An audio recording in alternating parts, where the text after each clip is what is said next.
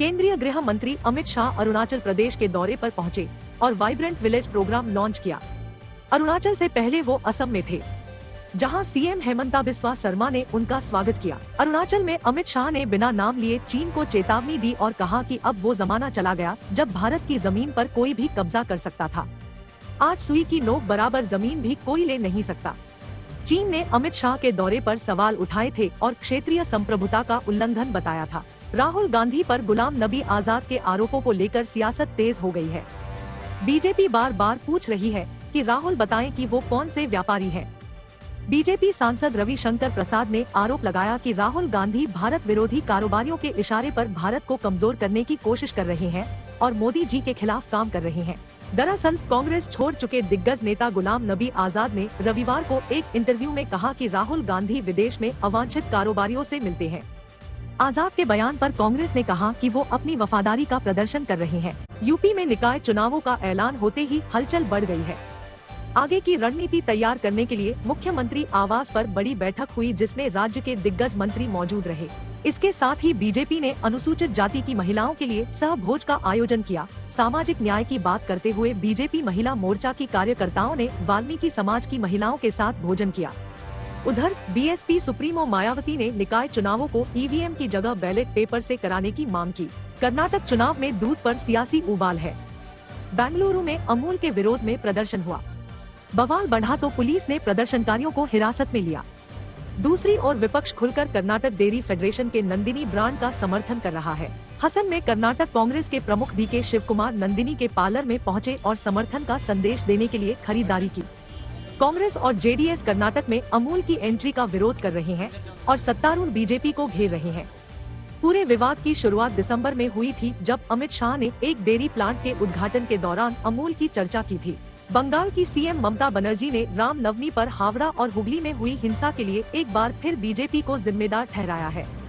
उन्होंने कहा कि यात्रा दोपहर को निकालने की बात थी, लेकिन वो जानबूझकर नमाज के समय गए।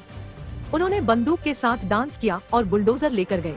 इस बीच मानवाधिकार आयोग की फैक्ट फाइंडिंग टीम ने अपनी अंतरिम रिपोर्ट राज्यपाल को सौंप दी है। 6 सदस्यों की टीम हिंसा प्रभावित इलाकों का दौरा करने पहुंची थी, लेकिन पुलिस ने जाने नहीं दिया। इसके बाद कमेटी के सदस्यों ने हिंसा को पूर्व नियोजित करार दिया था। उमेश पाल हत्याकांड में फरार चल रही अतीक अहमद की पत्नी शाइस्ता परवीन को बहुजन समाज पार्टी ने झटका दिया है। पार्टी सुप्रीमो मायावती ने साफ किया कि प्रयागराज मेयर चुनाव में शाइस्ता परवीन को टिकट नहीं मिलेगा। साथ ही अतीक के परिवार के किसी भी सदस्य को टिकट नहीं मिलेगा। मायावती ने ये भी साफ किया कि शाइस्ता परवीन को पार्टी से निकालने का फैसला गिरफ्तारी के बाद किया जाएगा। शाइस्ता परवीन को उमेश पाल हत्याकांड का मास्टरमाइंड माना जा रहा है। वो वारदात के बाद से ही फरार है। पुलिस ने शाइस्ता पर 25,000 का इनाम रखा है।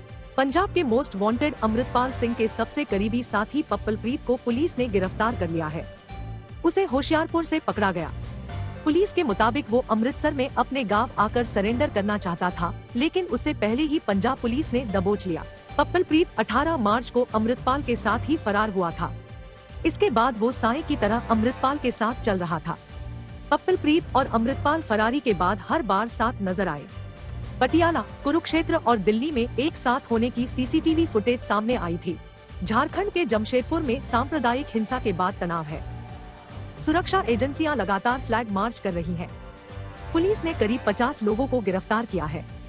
जमशेदपुर में हिंसा को लेकर सियासत भी तेज है। बीजेपी कार्यकर्ताओं ने थाने का घेराव किया। उधर हरियाणा के सोनीपत में भी एक खास समुदाय के लोगों पर हमले के बाद तनाव है। गांव में भारी पुलिस बल की तैनाती है। इस बीच छत्तीसगढ़ में 2 समुदायों में झड़प के विरोध में विश्व हिंदू परिषद ने आज बंद रखा। बंद के दौरान रायपुर से तोड़फोड़ की खबरें आईं। कोरोना के लगातार बढ़ते मामलों को देखते हुए सरकार अलर्ट है। आज से देश भर के सरकारी और निजी अस्पतालों में 2 दिनों की मॉक ड्रिल की शुरुआत हुई है। केंद्रीय स्वास्थ्य मंत्री मनसुख मांडविया तैयारियों का जायजा लेने दिल्ली के राम मनोहर लोहिया अस्पताल पहुंचे। उन्होंने डॉक्टरों से बात की और दवाइयों के स्टॉक के बारे में भी जानकारी ली। अहमदाबाद से लेकर पटना के अस्पतालों में भी कोरोना से निपटने की तैयारियों को लेकर मॉक ड्रिल की गई। देश में बीते 24 घंटे में कोरोना के 5,880 केस सामने आए हैं और इस दौरान 14 लोगों की मौत हुई है। चीन की सेना का ताइवान के चारों ओर तीसरे दिन भी सैन्य अभ्यास जारी रहा। चीनी फौज ने सैन्य अभ्यास में लाइव गोला बारूद का इस्तेमाल किया। चीन ने वॉरशिप के साथ रॉकेट मिसाइलों की भी तैनाती की। चीन ने 8 अप्रैल को 4 इलाकों में मिलिट्री ड्रिल शुरू की थी। ये इलाका ताइवान के काफी करीब है। 3 दिन की ड्रिल में कुल 172 चीनी फाइटर जेट्स ने उड़ान भरी। 64 वॉरशिप भी शामिल हुए। इस बीच साउथ चाइना सी में अमेरिकी नेवी का पोत दिखाई दिया।